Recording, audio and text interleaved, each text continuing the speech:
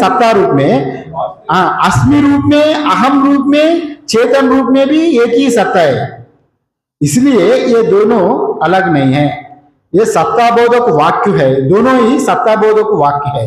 अहम अस्मि, इदम अस्ति, पृथ्वी अस्ति कह रहा है आप, पृथ्वी अस्ति, अहम अस्मि, मैं हूं, पृथ्वी है।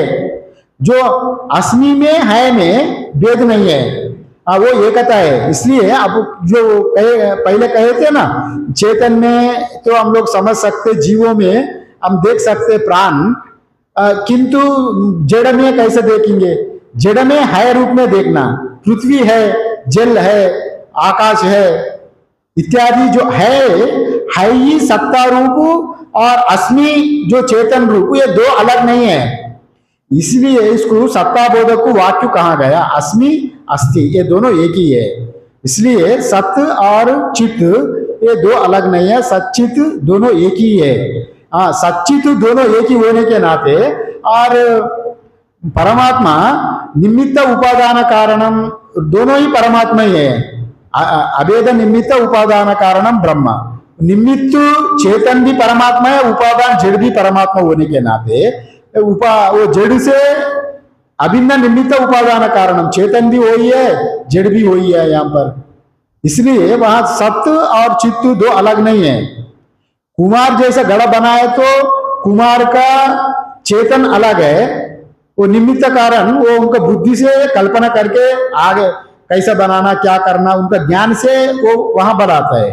और उपादान कारण मिट्टी वो दूसरे जगह से ले आके उसको बनाता है। किंतु यहाँ परमात्मा का अभिन्न निमित्त उपादान कारण होने के नाते, दोनों उन्हीं होने के नाते, यहाँ मिट्टी भी वही है, कुमार भी वही है, तभी वहां पर जड़ भी वही है, चेतन भी वही है।